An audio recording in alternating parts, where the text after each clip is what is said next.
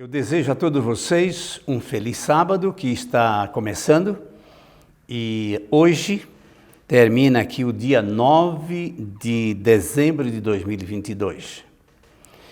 E hoje nós vamos tratar aqui de um assunto muito interessante que é justificação em Cristo.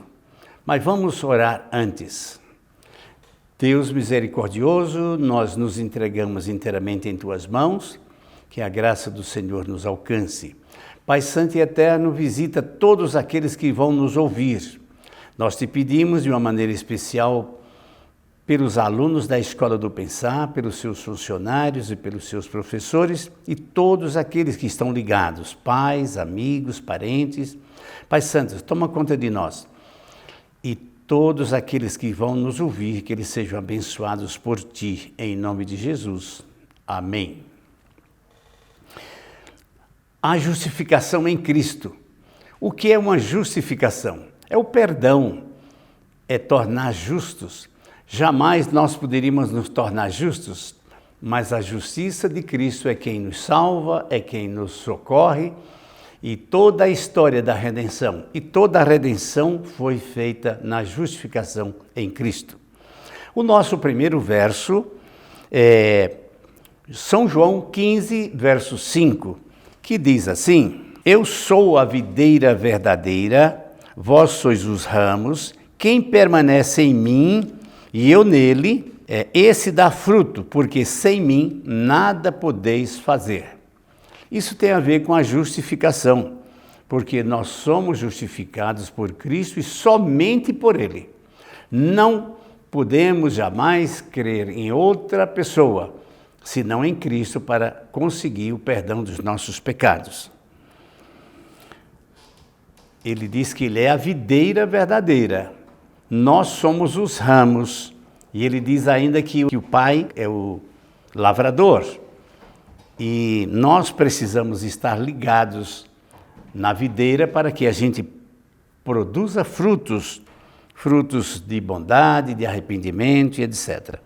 O nosso segundo verso, ele está em Romanos 1, 16 e 17. Pois não me envergonho do Evangelho, porque é o poder de Deus para a salvação de todo aquele que crer. Paulo aqui, ele é muito claro em dizer que não se envergonha do Evangelho. Por quê? Porque o Evangelho é o poder de Deus para a salvação daquele que crê. Crê em quem? Em Jesus. Primeiro para o judeu e depois também para os gregos. Esses dois povos, eles significam o povo de Deus e aqueles que serão o povo de Deus. Nós somos representando o judeu.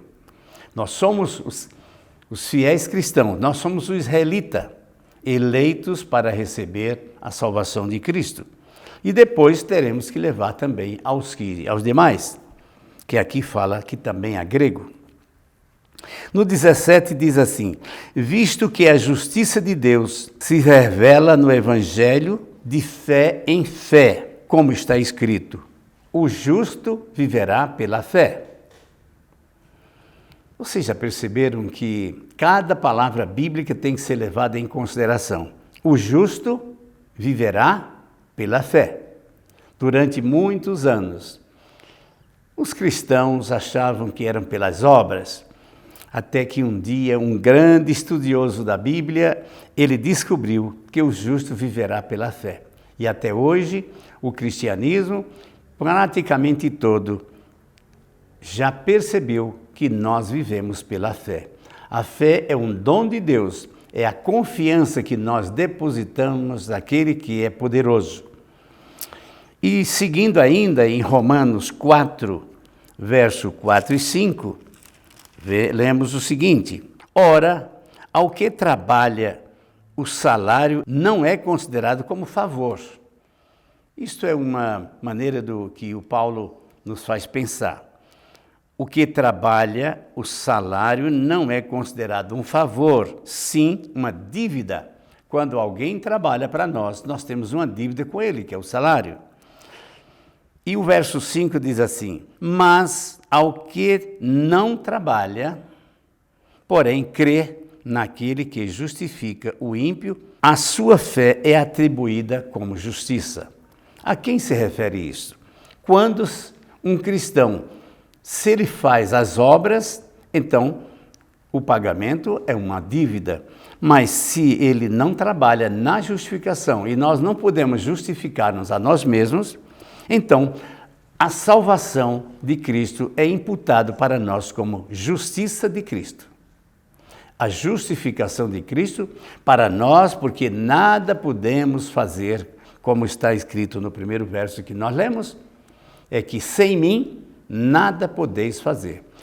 Meus prezados irmãos, não adianta ficar pedindo a um, a outro, e a questão de salvação, de bênçãos, porque Cristo é o nosso doador e só Ele pode nos salvar. Caminhando ainda em Romanos 3, versos 28 e 31, diz assim: concluímos, pois, que o homem é justificado pela fé, independentemente das obras da lei. Muitos aqui também podem se enganarem. Nós somos justificados somente pela graça de Cristo, mediante a fé. E a lei? O que é que vamos fazer dela? Paulo vai falar também desta lei. No verso 31 diz assim: anulamos, pois, a lei pela fé? Não, de maneira nenhuma, antes confirmamos a lei. O que quer dizer isso? Afinal de contas, é preciso guardar a lei ou não? Se nós somos salvos pela graça, mediante a fé. Sim, toda salvação só pode vir mediante a fé, que é a graça de Cristo. Cristo é a graça. Ele próprio é a graça. Ele é a salvação. Nós somos salvos pela graça de Deus, pela redenção divina, mas seremos julgados pelas obras da lei. Devemos desprezar a lei? Nunca. É o que Paulo diz. Antes a confirmamos. A lei aponta o pecado e nós pedimos perdão e seremos perdoados, justificados, porque aceitamos o perdão depois do nosso arrependimento e um propósito de não pecar mais. Mesmo que você volte a pecar, volta a pedir perdão, volta a pedir misericórdia, e Ele é fiel e justo para nos perdoar. Continuando ainda, vem Mateus 5, 20. Em Mateus 5, 20, vamos ver o que aqui diz aqui. Porque vos digo que se a vossa justiça não exceder, isto é, se não for maior das dos escribas e fariseus, jamais entrareis no reino dos céus. Nós precisamos confiar em Cristo, cumprir as suas palavras, fazer a sua vontade. Do contrário, nós seremos perdidos. Há uma sincronização da salvação e da aceitação.